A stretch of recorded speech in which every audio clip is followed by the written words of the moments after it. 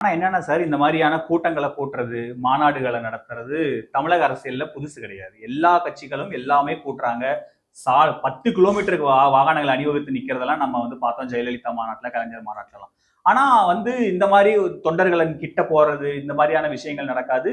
மெயினா இந்த மாரி உடைக்கிறது, போறது, வர்றது அப்படி அவ்ளோ கூட்டம் இருந்தாலும் எப்படி வருதோ அப்படியே வெளிய போறத பார்க்குறோம். ஒரு வண்டியிலயும் வட்டச் செயலாளர் இவர் கூட்டு வர்றாரு. இந்த மாரி வண்டியில ஆர்கனைஸ்டா இருக்கும். அந்த மாதிரியான விஷயங்கள் தாவேக்கால கமல் கூட ஓரளவு கரெக்ட்டா பண்ணாரு. விஜய் ரொம்ப ஒரு மிஸ் பண்றாரு. தியேட்டரை அடிச்சு நொறுக்குனாங்க ஞாபகம் இருக்கா? ஆமா, ரோஹிணி தியேட்டர். படம் பார்க்க தானே போனாங்க. ஆமா, சீட்டெல்லாம் அடிச்சு ட்ரெய்லர் அதை உடைச்சு. பார்க்க போனாங்க. சீட்டு ஃபுல்லா கண்டோம். ஆமா, ஆமா. என்ன பண்ணாரு அவரு? ஏதாவது கண்டிச்சாரா? புதுசு தான் மாத்திக்கிட்டாரு செலவு பண்ணி. விஜய் அவருக்கு சொல்றீங்க. நஷ்டம். ஆமா, விஜய் விஜய் கண்டிச்சாரா? இல்ல மன்றம் சார்பா அறிக்கை வந்துச்சா? இல்ல செலவுக்கு நாங்க ஏத்துக்கிறோம் வந்துச்சா? இல்ல. அப்போ இதை எப்படி பார்ப்பாங்க அவங்க? ம். நம்ம பண்ணா நம்மள தலைவர் கேட்க மாட்டாரு, எதுவும் பண்ண மாட்டாரு. நம்ம பண்றதுக்கு செலவு தலைவர் கொடுத்தாருன்னா நமக்கு வருத்தமா இருக்கு. என்னடா தலைவர் போய் நமக்காக தலைவர் நஷ்டம் இருக்கும். அந்த எண்ணமே இல்லைல்ல. இது எல்லா இடத்துலயுமே பரவி கிடைக்குது. நீங்க தனியார் ப்ராப்பர்ட்டி அடிச்சு உடைங்க. ஏர்போர்ட் தனியார் ப்ராப்பர்ட்டி மட்டும் நான் அவனுக்கு காசு இல்லையா?